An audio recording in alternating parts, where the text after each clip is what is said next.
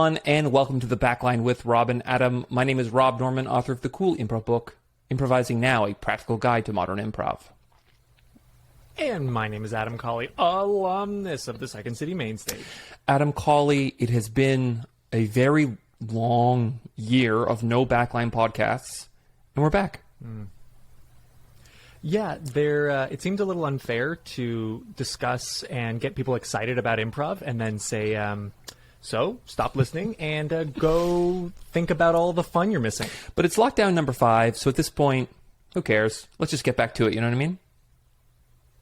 Yeah, and it's weird because we've been lucky enough to do a little traveling throughout, and places we've been have been like, hey, it's open, come on over. And we go, and then it's been like, ooh, sorry, we're closed now. Okay.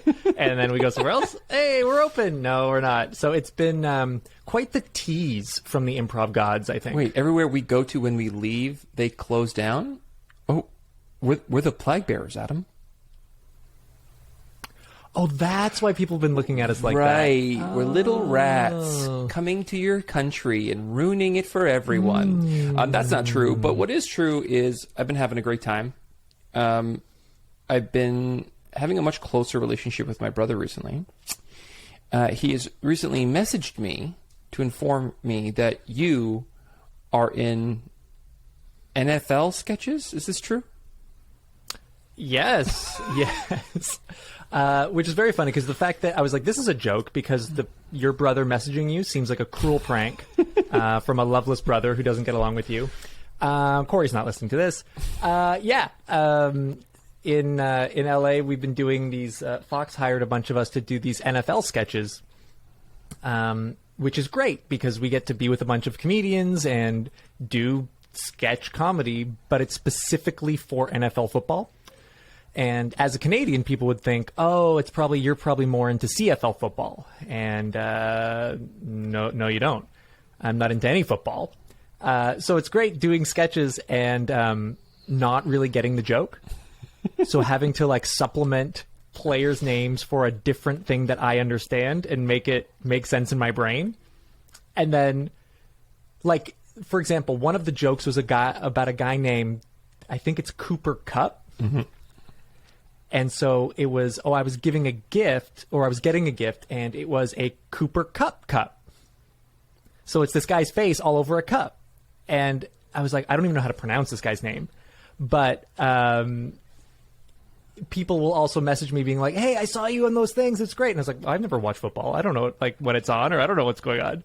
But it's been a lot of fun. Wait, I just have one question here. Are you saying that you're using the Stanislavski method but for football references? So like you're talking about football, like the New England Patriots, but in your head you're subbing in like the Calgary Flames or something?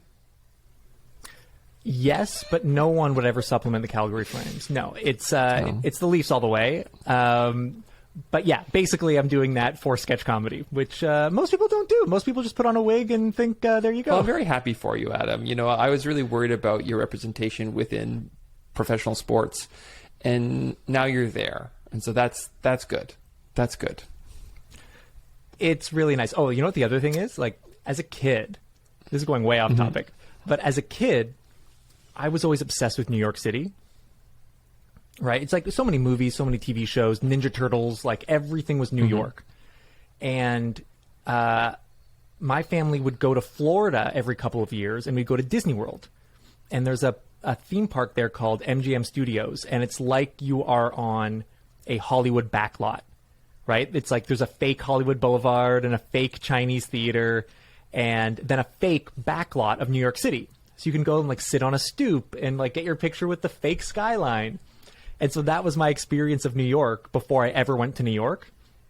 And then doing these sketches, I actually got to be on the Fox lot and go through the New York City fake backlot. Oh, that's cool. And so it's come full circle. And it was a weird emotional feeling of like, oh, this is the real version of the fake version that got me obsessed with the real city. It's interesting because when you were a kid, you're like, that would be so cool to be on like the official Fox backlot. I would like pretend I was Leonardo. But the sad truth is, kid, once you get there, there's no way for you to pretend you're Leonardo. I would be like, I could still do can it. I go into the sewer and pretend I'm a Ninja Turtle for a while? They'd be like, no, please leave. Well, that's great, AC. I'm glad you get to see the Fox back lot, and I'm glad that you revealed a fondness for New York City. And you, like, I mean, you took a break from a backline podcast to not take a break from doing podcasts. Yeah, so I made a new podcast for CBC called Limited Capacity, and it's kind of like a scary, spooky, Black Mirror-ish kind of audio fiction show, and we launched it at the end of 2021, and it was awesome. I had a really great time making the episodes. I wrote and directed most of them, and yeah, it was great. You're in one, which I was very happy to have you for one of the episodes. So it's been like a really exciting time, and nice to do something since Personal Best. Like Personal Best was like so exciting, and it got so much love right away. And it's been a long time since we've been making a podcast, so it's nice to kind of dip my toes back into the podcast world.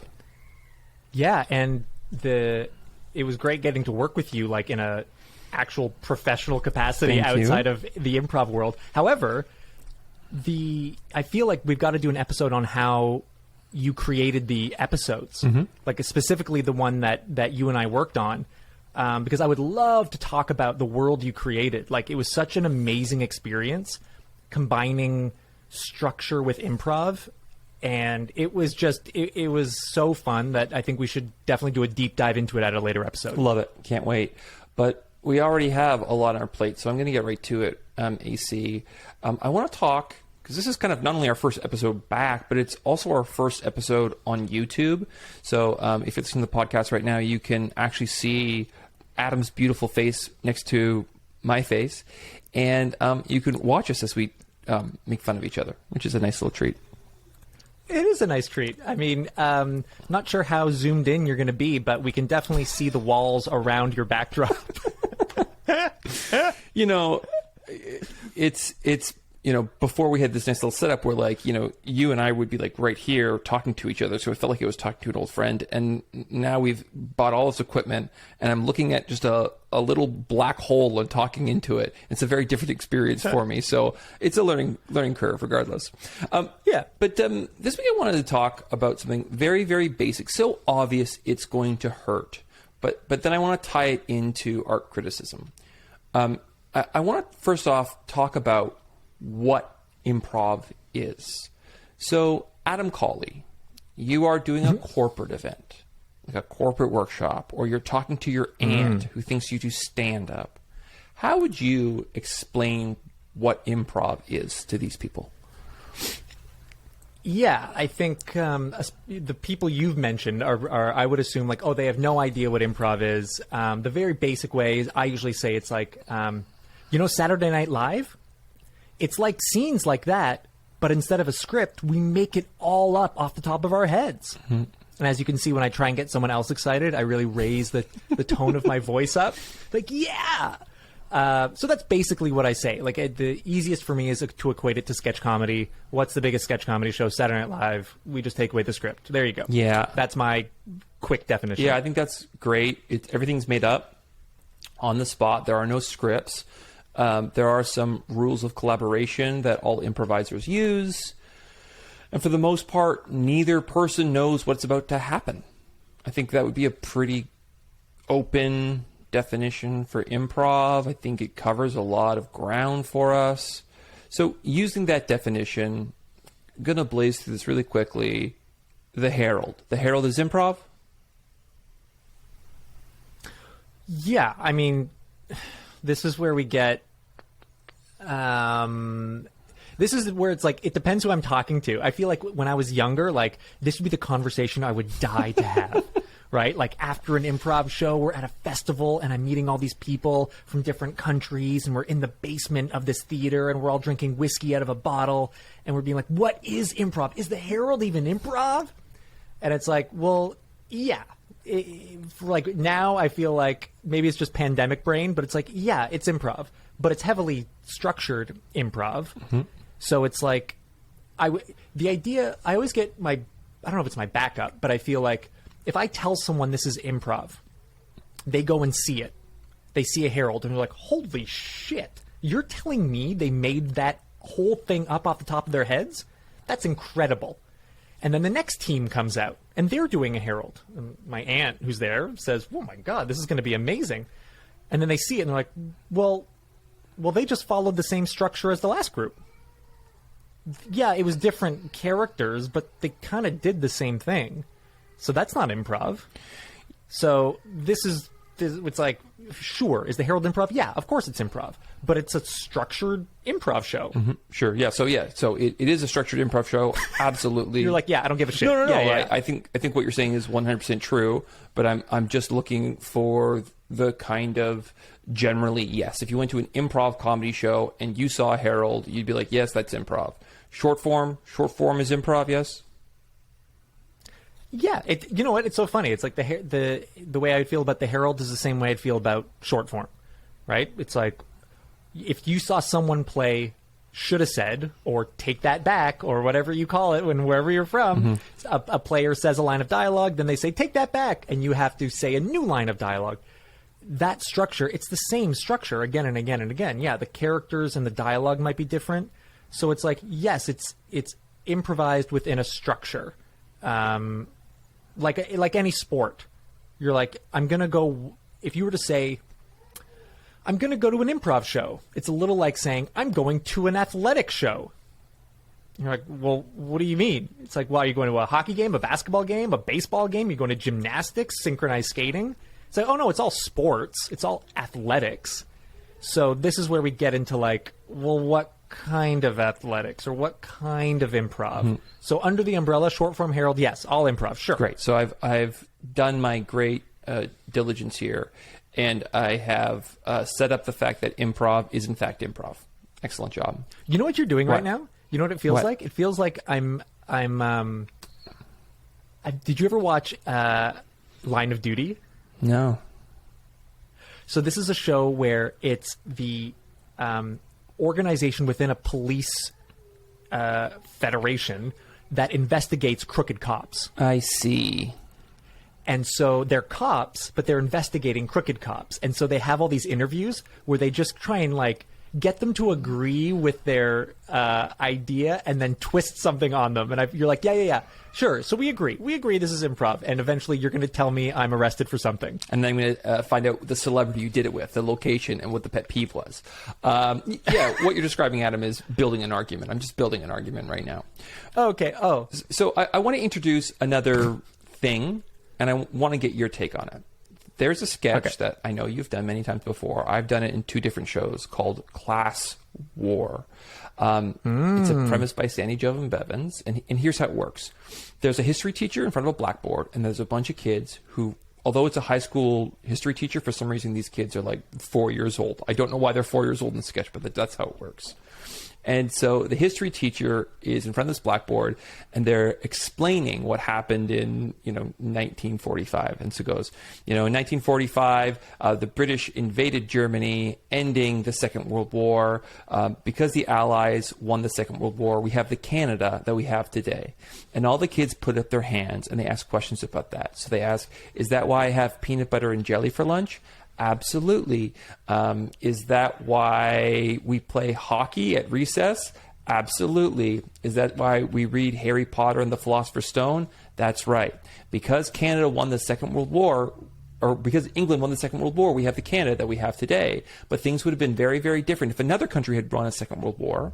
We gesture to the audience and ask them to yell at a country, and then we redo that exact same scene, but we slot in new information. So we might say, like, in 1945, Japan, the leaders of Japan enlisted Mechagodzilla to shoot missiles at all the Allied countries, and they all gave up even Mothra. That's why we have the Canada that we have today, because Japan won the Second World War. And then everyone would go around, and so instead of a peanut butter and jelly sandwich, they would say a Japanese food, sushi. Instead of, hockey, they would have a Japanese sport in there. Instead of Harry Potter and the Philosopher's Stone, they would have a Japanese reference in there. And you would go through a couple countries. So this is a sketch that we know very, very well. it definitely shows off our improv skill. There's an improvised element to it because we don't know exactly what's going to happen, especially if you're understudying. It's a very scary kind of improv feeling. Is Class War improv? Well, it's so funny because the way you introduced it is a sketch, right? You're like, there's a sketch called Class War. And so if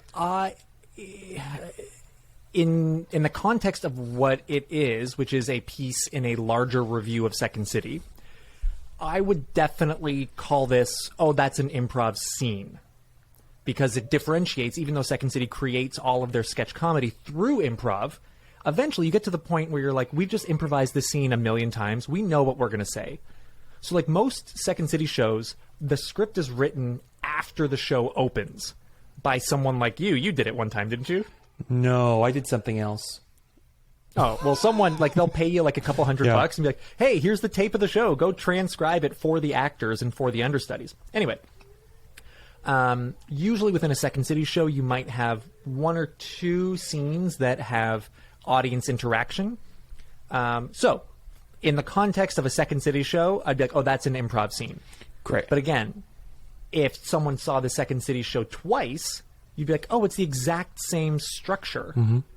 So, I mean, yeah, no one's advertising it as an improv show. They're advertising it as a sketch comedy show, and there's some fun improv in the middle of it, right? So you're like, okay, that's fine. But even like short form, it is very much short form game where you kind of have these safety nets, where if someone, like your example of Japan was the country yelled out, and someone said something like, is that why, this is a terrible example, but is that why you had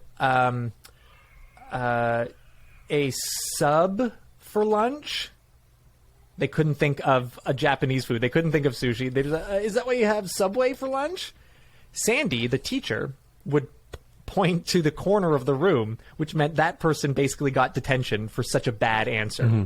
So even if the improv fails, there is a safety net to get a laugh. So it's like, sure, there's improv elements. If that scene was in a show that was advertised as an improv show, and it was like, come see scenes like this, I would be disappointed if I was an audience member. I wonder, obviously you're an improv expert, so of course you would be disappointed because you understand it, but I wonder if, your aunt would even know the difference. No, but it's like a daredevil wearing a harness. It's like, come see, like Nick Walenda's going to walk across Niagara Falls, and he's got a harness and a net. And you're like, well, yeah, I guess it's dangerous. Like, I guess it might hurt if you fell into the net. I don't know. There's a wire attaching his body to the rope. Also, there's 12 ambulances. Also, we filled in Niagara Falls. Yeah, I totally get what you're saying. Okay, so this is kind of what I want to get to. So we could argue that Class War definitely has improv elements. Perhaps you could say it is improvised. However, I would argue that Class War is not as improvised as the Herald or should have said, and here's why.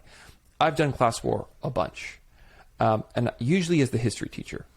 And really, if I'm going to be honest with you, there's only 4 countries ever yelled out. And after you've done it night after night after night, it's not like you're working to create and reach for that reference. You already kind of have that reference. And in fact, you've done this so many times, you know when references are bad or good. So you actually start to get a routine within this sketch. You're kind of tightening it up. It's very rare where you are surprised and you're at a loss for what to say. I would also say that, like, if I was directing an improv show, let's say I'm casting for a Herald, I don't know if I could ascertain someone's improv ability from watching Class War.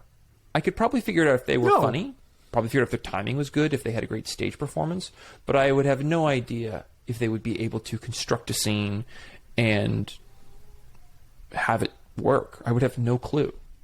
Is that fair to say? No, Totally. Like, it's, especially as you mentioned, like, you build this routine. You have no idea if the person performing it is coming up with that joke in the moment, or this is the 40th time they've done that joke.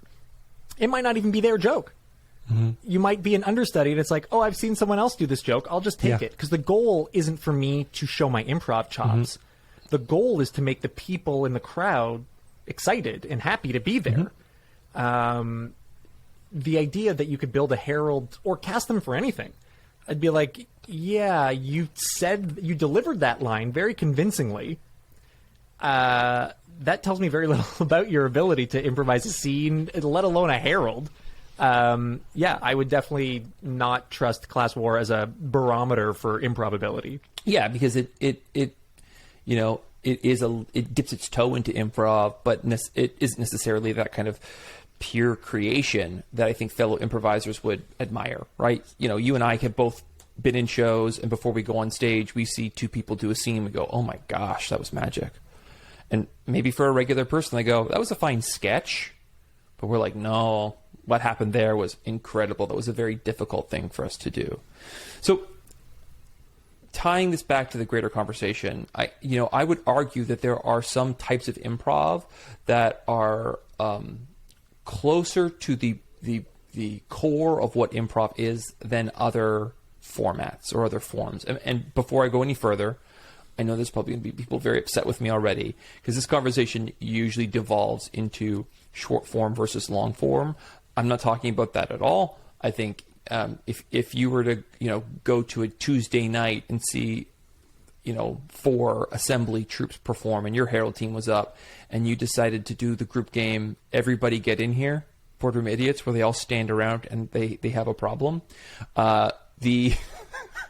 The audible jeers you would hear from the crowd for doing Boardroom Idiots without any kind of adjustment, really shows that the Herald can be as prepackaged as any short form game that we can possibly do. But also, short form also has these kinds of gimmicks to it. I know that when I'm playing pan right or foursquare, whatever you want to call it, I know that if I say pan left twice and everyone gets confused, that's an automatic laugh from an audience. So I'm going to do that for sure. There's different tricks that you might use in every single short form game to squeeze out an extra laugh. And those are fine. I don't begrudge anyone for doing it. But I think when it comes to art criticism, I think it causes some additional problems. Well, I mean, I remember maybe 8 to 10. No, my God. I forget like how long we've known each other and been doing things. But I don't want to say, you tell me what do you think we should say who it is or what it was. But you and I were in a workshop / job setting, and we saw someone try and teach us how to do arms expert. And oh boy, did it strip away any magic of improv. Yeah. And it was probably murders in front of a crowd. Mm-hmm. And for anyone who doesn't know, arms expert is where you have usually an audience member standing in front of an improviser with their hands behind their back, and the improviser puts their hands in between the body and arms of the other player and acts as their arms. You've probably seen it on Whose Line, whatever it is. Anyway, we saw someone try and teach us how to do that professionally. And man, oh man, did they have the most preset, aggressive bits that I think made all of our stomachs turn, of just like the true watching the sausage be made. And we were like, why are you adding these chemicals? Those are preservatives. Don't do it. We're used to like farm fresh, cage free. Like, what are you doing? Mm-hmm. It was rough. Well, I know why you're doing it, because this is your career. It matters. It matters that you kill. And improvising where you really don't know what the outcome is an incredibly risky thing to do. Built into that is failure. If you are in a high stakes position, for example, you run a corporate comedy company and you bomb, or like 4 out of the 7 sketches you do bomb, you're fucked. You're not coming back. You're not getting a good review. And people say, oh, those guys weren't very good. So you need to kill. And so maybe you start cutting corners. And I think one of the challenges that we have is who is talking about improv and who's talking about our forms. So in Toronto, and I'm not sure if this is true elsewhere in the world, we don't have improv critics. What we have is theater critics who watch improv shows, who tell the city their opinions on what they've seen. But the nuance between something like Class War and the Herald and short form, maybe they aren't completely aware or don't quite understand what those differences are. And so often the end product is everything is kind of reviewed as if it was a sketch, regardless of how difficult it is to execute.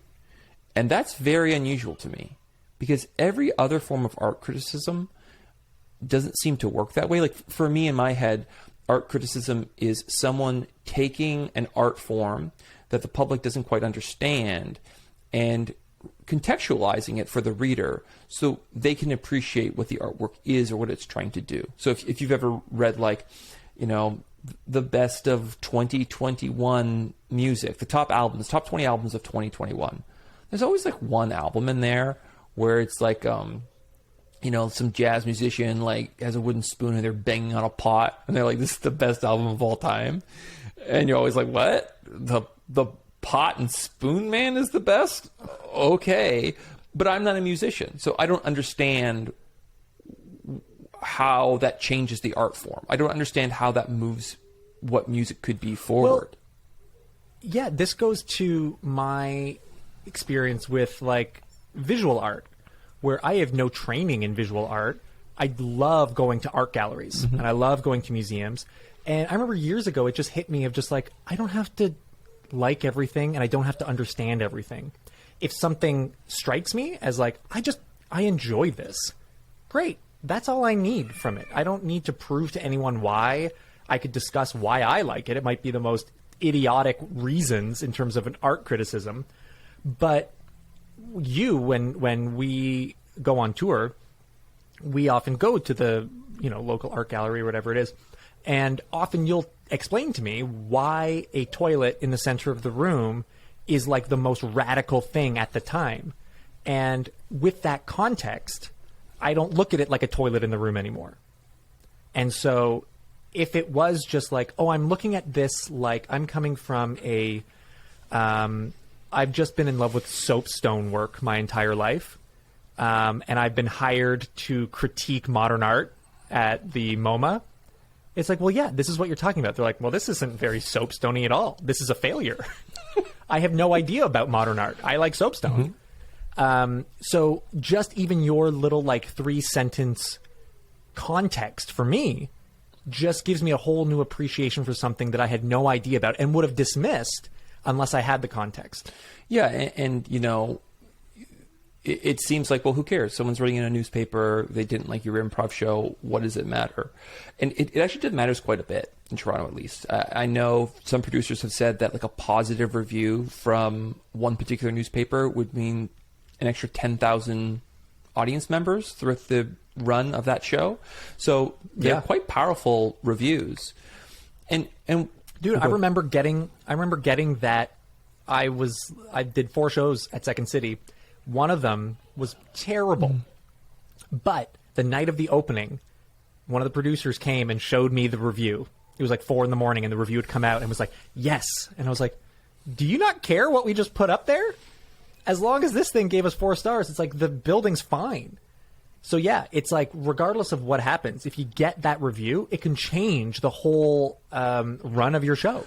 Well, and this is where it gets a little tricky for us, because it basically means that, improv that has structure to it, I think is easier to perform for the most part than improv without structure, or improv where you have to negotiate a structure amongst the ensemble in front of people.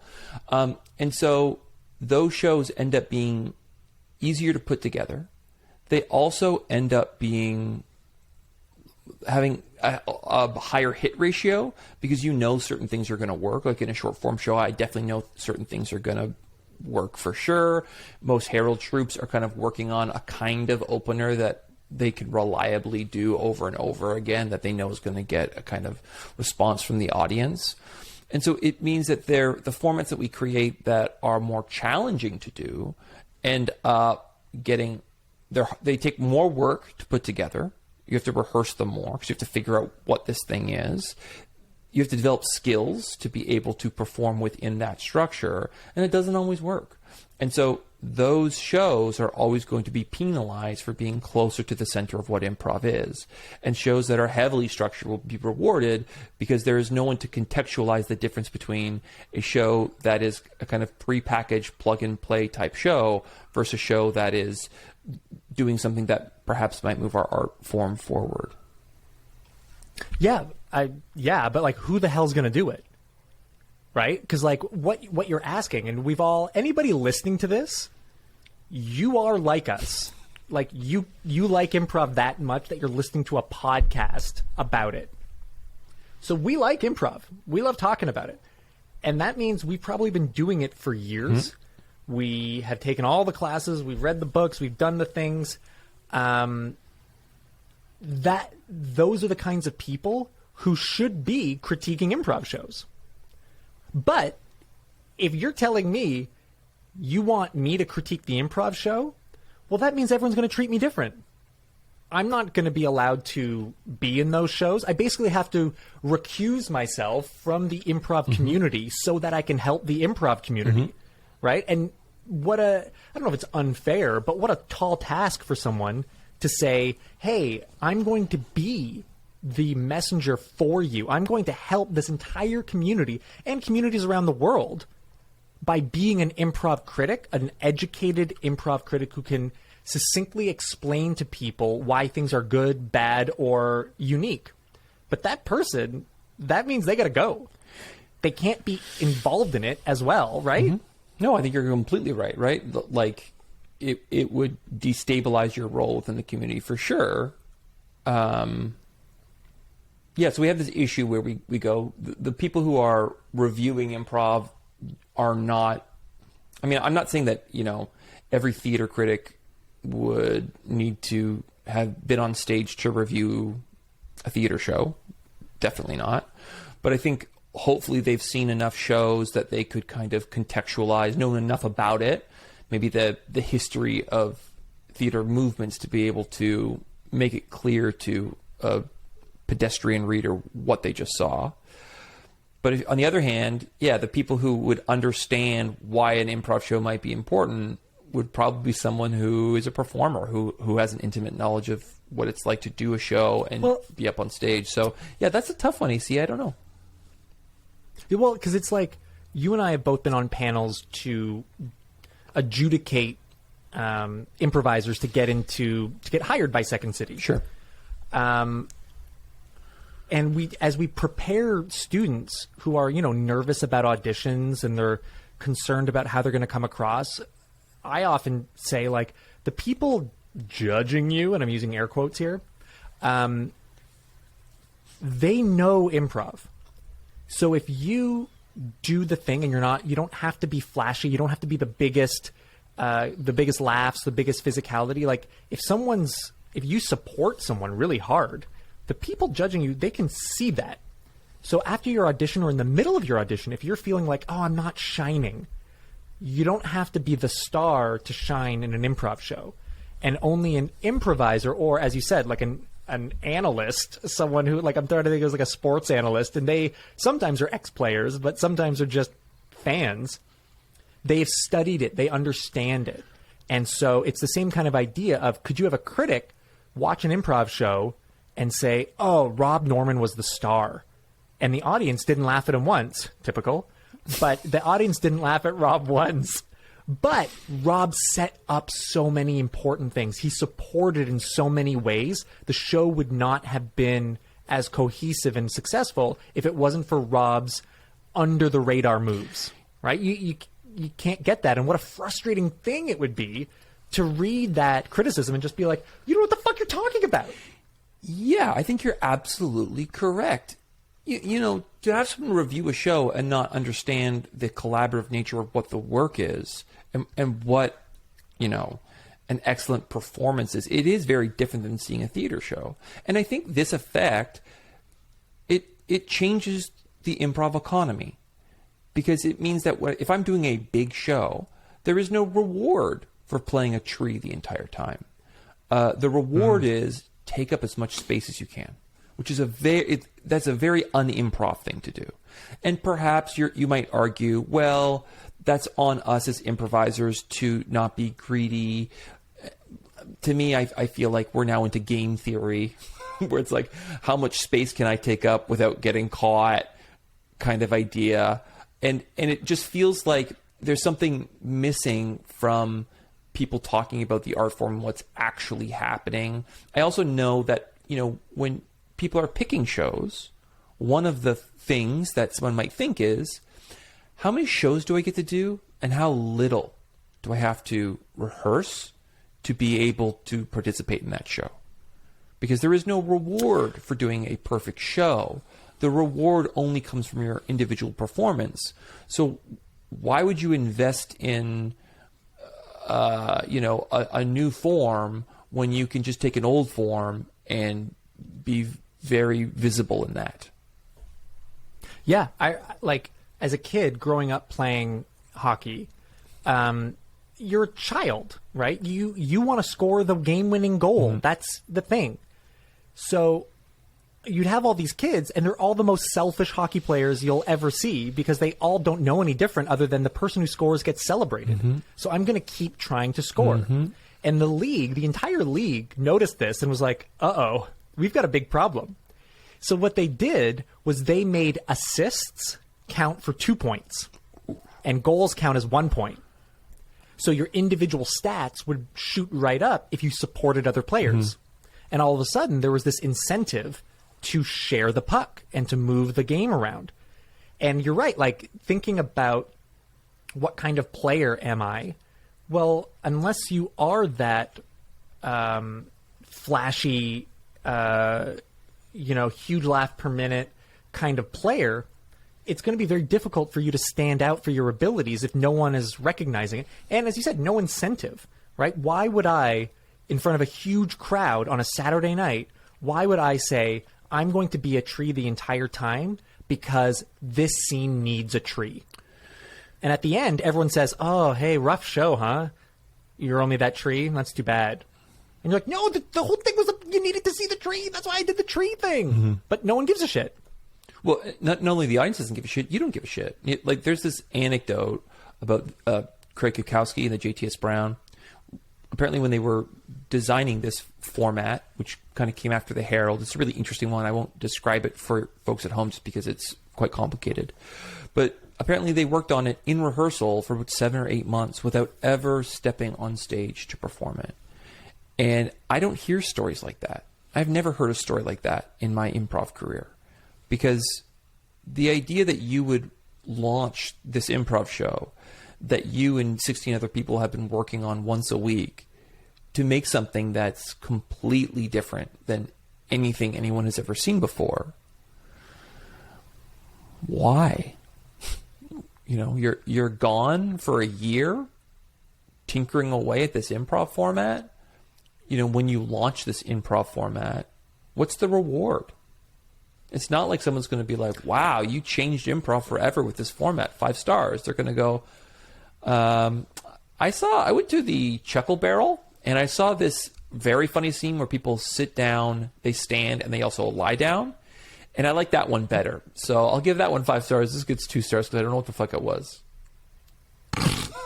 But, like, okay, so here's what's so do you think then, let's say there was this amazing improv critic in every city. Mm-hmm. I still don't know if that would change anything. Because let's say I'm the Tree Boy, and Tree Boy gets 5 stars. Mm-hmm. Then what? Like, what's the goal?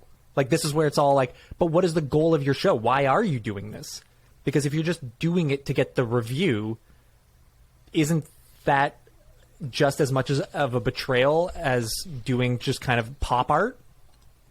Well, okay. I mean, you just dropped into pop art here, and I'd say leave pop art out of it. It did nothing wrong, Adam. It doesn't deserve. But to like be the idea of slandered. like the factory of like we're just churning out shit. Yeah. Like we're just churning out as much as possible. We're not going to spend a year making a masterpiece. We're just going to churn it out. We got this. Right. So I think, we talked earlier about the idea of, a good critical review, 5 stars, puts butts in seats. So it does matter for producers. It does matter, for example, if you want to get your green card and go to America.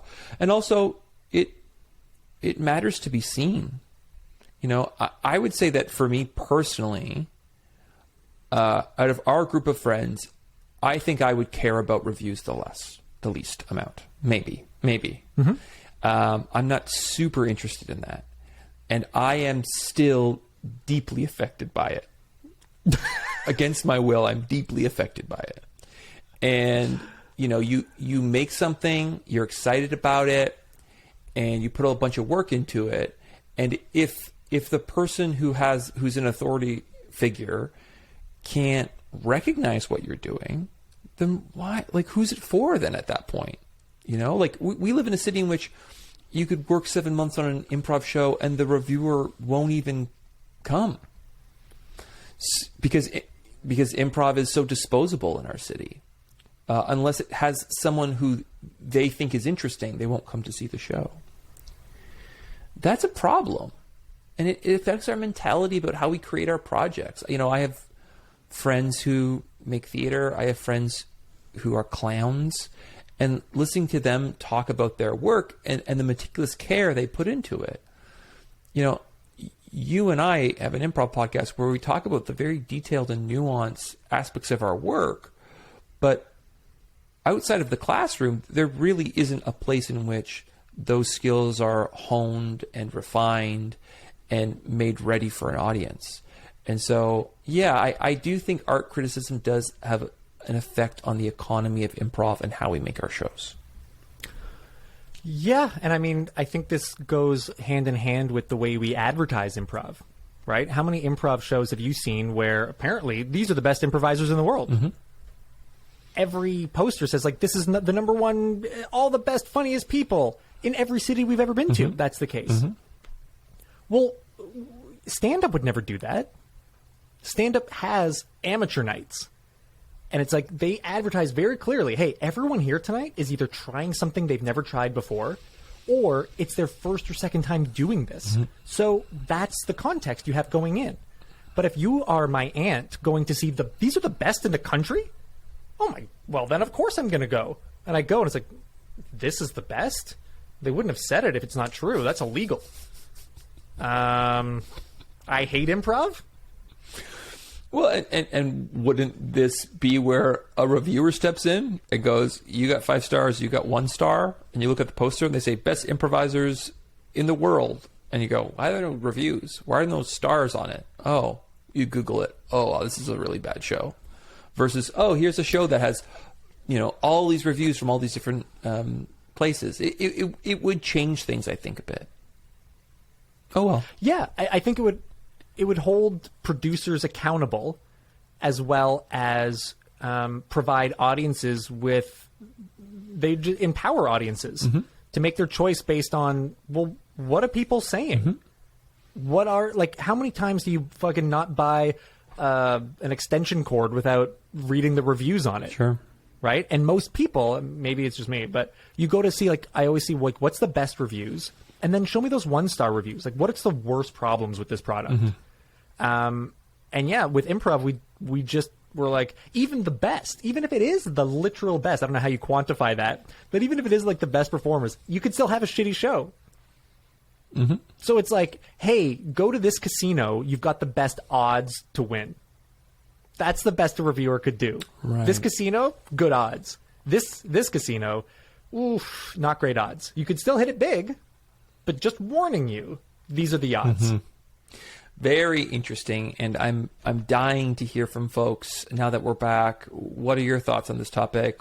Do you think art criticism matters? Do you have art critics for improv in your city?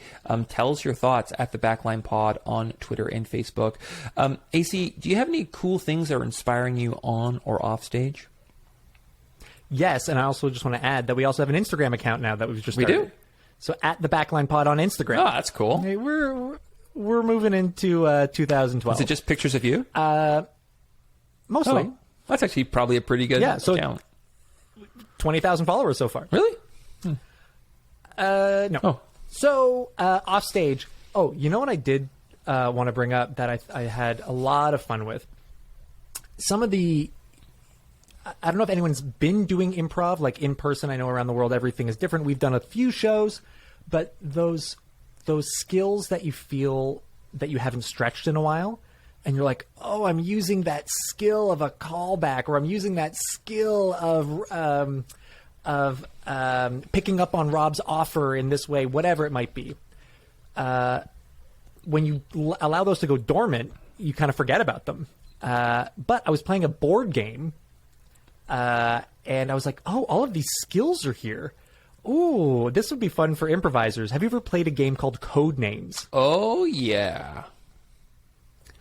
So Codenames is it's basically it's all cards. It's you're broken up into teams, and each team has two components. One is a clue giver, and the other is a clue receiver.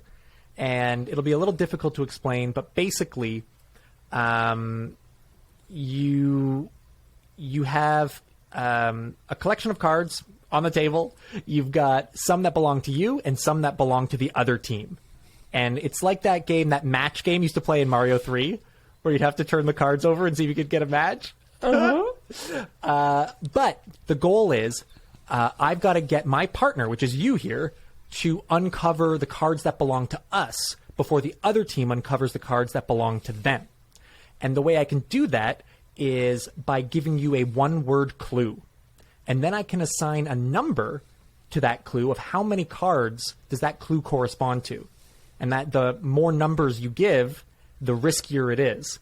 And there's a lot more details to it, but that idea of like, how can I give this offer, the best offer to my partner for them to get success and for them to kind of clue into the volley I'm giving them, it is a lot of fun.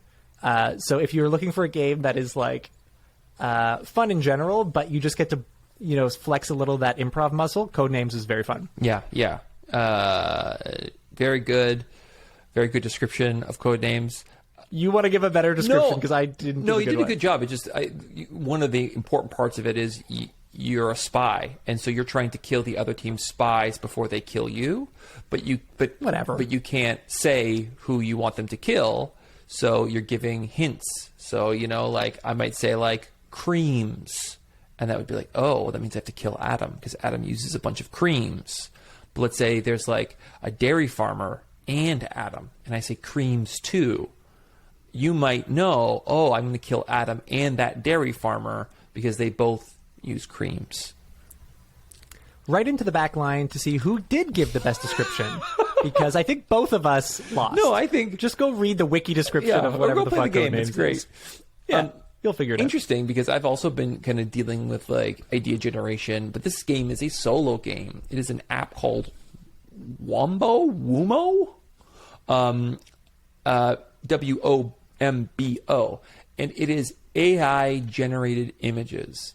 And so basically what you do is you put in a bunch of words, apple, hat, dog, and the AI will comb through Google Images, and they'll take thousands and thousands of pictures of dogs and apples and comb or whatever, and then they'll synthesize it all together in a singular image. And I have been obsessed with this app. I've been making images nonstop. One thing I think is so interesting about using this app is thinking of a picture in my mind and trying to think like the computer to achieve that result. So for example, if I wanted to build a pirate ship in the desert, if I wrote the word pirate ship in desert, everything would be blue because all of the pirate ship pictures, they're all probably in the ocean. So I can't say pirate ship desert. So I might say like desert hull of a ship or like desert building a ship, and maybe that would give me what I was hoping for. So it's been really interesting and really fun, and it feels weird to be like thinking in the way that Google does. That's how I would describe it, like trying to understand the way Google sees the world. So I've been making a lot of those images and having a lot of fun with that. Yeah, that's so bizarre, but it seems like a very fun exercise that would create probably some very disturbing images. Well, that's it for our first episode back. If you are listening to the podcast right now, thank you so much for subscribing. If you're on YouTube right now, please hit that bell and subscribe. Leave a comment below. We'd love to chat with you about this episode.